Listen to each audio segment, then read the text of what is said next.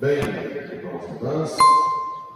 Leitura do Eclesiástico, que é um livro sapiencial, de sabedoria, né? Esses livros, quem puder em casa ler lentamente, Eclesiástico, Eclesiastes, Provérbios, tem muita coisa prática para o dia a dia, para uma vida virtuosa e santa. E justamente aqui nessa passagem, está dizendo o seguinte: quando a gente tem gratidão, um reconhecimento de gratidão a Deus, por tudo que nós somos e por tudo que nós temos, naturalmente,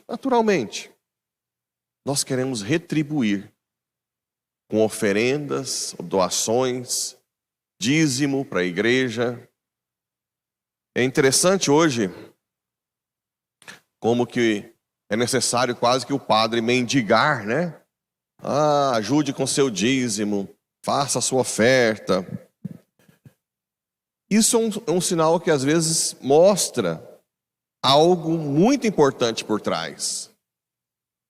Que o povo ainda não está reconhecendo que tudo que tem vem de Deus. É um sinal muito forte isso. E, mais grave ainda uma grande parte da população é ingrata. E aquele que guarda a lei faz muitas oferendas, olha só. Aquele que guarda a lei faz muitas oferendas. Porque guardar a lei, na verdade, hoje, que a plenitude da lei é o amor, é você cada vez mais viver a caridade. Né?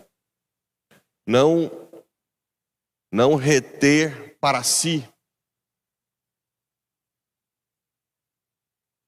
Semana passada, a funcionária da minha mãe, muito pobre. Aí eu estava almoçando e a minha irmã que ajuda ela falou que ela estava precisando de tijolos. Aí eu dei uma semana retrasada tijolos e ontem eu fui na minha mãe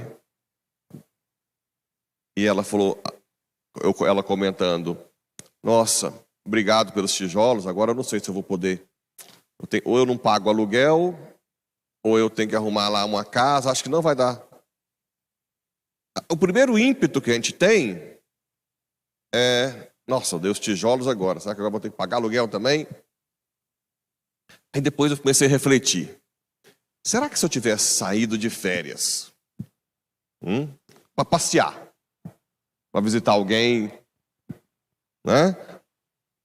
Esse dinheiro que eu gastei do tijolos, mais do aluguel, eu gastaria tranquilamente, ou com a passagem de avião, ou sem nem hesitar. Vocês concordam ou discordam? Às vezes muito mais. E nem ficaria calculando o que você gastou. Mas quando é para ajudar, você fala, não, mas eu já ajudei tanto, agora vou ajudar com aluguel. Nós somos assim, né? A gente tem a tendência a reter para si. Mas quando é para nós, a gente gasta tranquilamente. Às vezes a pessoa chora, fala que não tem. Às vezes oferece. Eu digo isso não para mim, porque esse dinheiro não vem absolutamente nada para um gasto meu só para mim, né? Tudo bem, vem para despesas. Mas tem gente que retém a oferta, o dízimo, diz que está difícil a vida, depois troca de carro. Imagina Deus, eu não, nem precisa preocupar comigo, mas olha, imagina Deus te olhando. Que tipo de gratidão é essa? Isso é um desprezo total com a sua igreja. Faze as tuas oferendas com semblante sereno. Faze as tuas oferendas e com alegria consagra o teu dízimo. Não é uma obrigação, é uma alegria poder devolvê-lo, né? Com alegria, e aqui usa uma palavra até interessante, consagra o teu dízimo. Eu sempre digo que, quando alguém vem falar, padre, eu não consigo devolver 10%, eu falei, não. Então reza. A primeira coisa que eu digo é, reza, para que o dízimo não seja um peso, né? Para que você faça com alegria e de uma forma sobrenatural. Dá a Deus segundo a doação que Ele te fez. Olha. E com generosidade, conforme as tuas posses. Um outro fenômeno que mostra a ingratidão é que as pessoas mais carentes devolvem mais do que as pessoas mais ricas. Isso é interessante também. Ou até proporcionalmente. Não todas. Claro que tem pessoas mais ricas que devolvem tem um coração, mas a grande maioria, às vezes, nem devolve. Se fosse para contar ali, quem sustenta a igreja são as pessoas mais carentes, praticamente. Com algumas exceções. Né? Por quê? Por isso que está aqui dizendo, dá a Deus segundo a doação que Ele te fez, e com generosidade, conforme as tuas posses, porque Ele é um Deus retribuidor, e te recompensará 7 vezes mais. Esse recompensar de Deus não é só financeiro. Ser recompensado financeiramente é uma das coisas pode ser desprezíveis. Imagina Deus te recompensar com paz, a família. Te recompensar com conversão. Te recompensar com dons do Espírito Santo. Te recompensar com as virtudes teologais.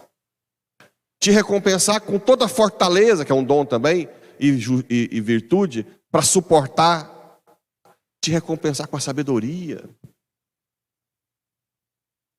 Dinheiro, com certeza, a pessoa generosa com a igreja, Deus vai ser sempre providente para não faltar o essencial. Nunca pensando em ficar rico, né? Não investe em igreja para ficar rico. A não ser que seja riqueza de santidade. Mas é um texto interessante. Quem está em casa quiser ler, é Eclesiástico 35. Texto muito bom para uma reflexão de gratidão diante de Deus e da sua igreja. E aqui no Evangelho, o nosso muito amado Pedro, que nós nos identificamos muito com ele, diz, eis que nós te deixamos tudo e te seguimos. Ele faz questão, né? E aí, Senhor? E agora? E olha a resposta que Jesus dá. Em verdade vos digo, quem tiver deixado casa, irmãos, irmã, pai, mãe, filhos, campos, por causa de mim e do Evangelho, receberá 100 vezes mais agora, durante essa vida, casa, irmãos, irmãs, mães, filhos e campos, com perseguições, e no mundo futuro, a vida eterna. Eu sou uma testemunha disso. Quando eu abdiquei de ter família, para o Evangelho, por amor a Deus, no início sempre tem aquela dor, aquela sensação de perda. Também quando a gente vai aprendendo a lidar na paróquia ou na missão que você está, a gente sofre, tem perseguições até hoje, graças a Deus, né? Como diz um padre, amigo meu mais santo, se não estão te perseguindo, cuidado, você não está falando a verdade. Então, eu acho que essa referência sempre me acompanha, a perseguição. Mas ao mesmo tempo, com o tempo, Deus vai colocando, rodeando o padre, o missionário, ou quem quer doar a vida para Deus. Você que é jovem, que está ouvindo pela rádio, não tenha medo de dizer sim para Deus, né? Você nunca vai perder nada. Como diz Papa Bento, Deus nunca tira nada, Ele te dá tudo. Com o tempo, a paróquia enche de familiares quase. né? E o relacionamento mais saudável da paróquia é como família. Porque família você ama, mas ao mesmo tempo às vezes tem relia, né? Um puxão de orelha, depois volta ao normal. Isso é família. Não é que a paróquia tem que ser sempre, não tem conflito. Não, família, um pensa uma coisa, o outro, depois entra no acordo, um emburra um tempo, volta. Mas é um relacionamento familiar. É um relacionamento familiar. E isso preenche. Mas o mais importante para quem faz essa renúncia é algo que ninguém consegue ver, que é essa força, essa alegria interior, essa graça, que quando a gente decide aprofundar na fé, o Espírito Santo vai te dando dons. Eu digo uma coisa com toda sinceridade.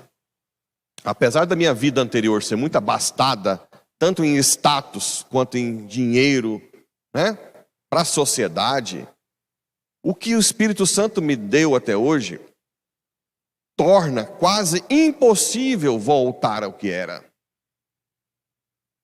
É como se eu fosse quase outra pessoa.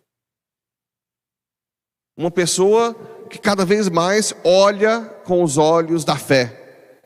Cada vez mais amplia os horizontes. Cada vez mais dilata o coração, né? A gente vai dilatando o coração. E aquela vida mesquinha de trabalhar só por dinheiro, que não deveria ser assim, que deveria trabalhar mais pelas virtudes, o dinheiro é um acidente. Mas aquela vida de lucro, de reter para si, né? De se apegar. Quantos casais estão aí escravos do dinheiro, depois tem um filho só, fica escravo do filho, como se o filho fosse um bezerro de ouro, né?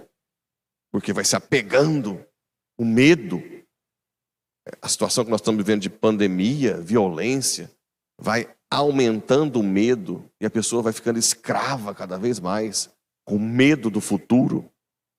Enquanto a pessoa que é totalmente aberta ao Espírito vai perdendo o medo, vai se doando facilmente, vai se desapegando até dos familiares, num sentido de escravidão, e vai vivendo o céu na terra, né? Então, essa capacidade de viver o céu na terra, que o Espírito Santo dá, não tem preço. Não tem preço. É espetacular. Vale a pena demais lutar para cada vez mais colocar os valores. Mesmo, claro, quem é celibatário como eu, com mais intensidade. Mas quem tem família, tem que também progredir na fé a um ponto de que os familiares não sejam seus bezerros de ouro.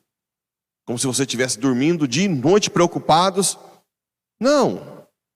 Peça a Deus a graça de amá-los intensamente, mas ao mesmo tempo estar desapegado, né? Desapegado se um filho vai mudar para longe. Desapegado das decisões que você tem dos que te rodeiam, que às vezes não vai te agradar. Peça o dom do amor intenso, mas do desapego.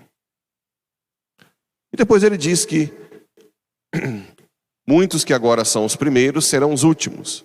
E muitos que agora são os últimos serão os primeiros. O que Jesus está dizendo é, mais ou menos, uma das interpretações, é que tem muita gente que às vezes está na igreja por muito tempo, mas não deixa o Espírito Santo agir para que cresça nesse desapego, nessa renúncia de si, para aprofundar na fé.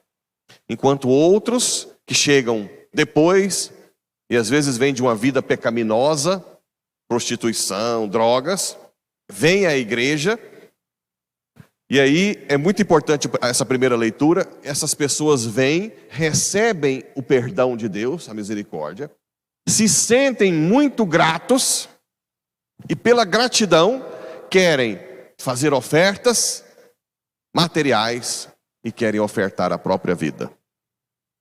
Como fez Maria Madalena, né? Santa Maria Madalena. Então, muitos que chegam depois, mas com o coração aberto, deixa ser conduzido para uma conversão mais profunda e real. Então, esse é o convite que eu faço a todos vocês. Não tenham medo de se jogar no projeto de Deus. Seja na vida consagrada, religiosa, sacerdotal, que é difícil, é cheio de perseguição, mas é extraordinária.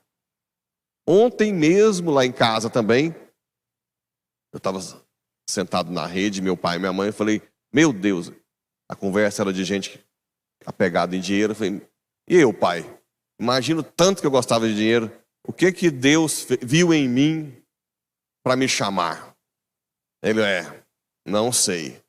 E eu disse, eu sou a pessoa mais grata do mundo por tudo que ele fez. Então, tudo que eu vivi, os 5 anos em Roma, foi muito difícil. Muito difícil. Mas parece que com Deus tudo vale a pena. Tudo é doce. Até o sofrimento.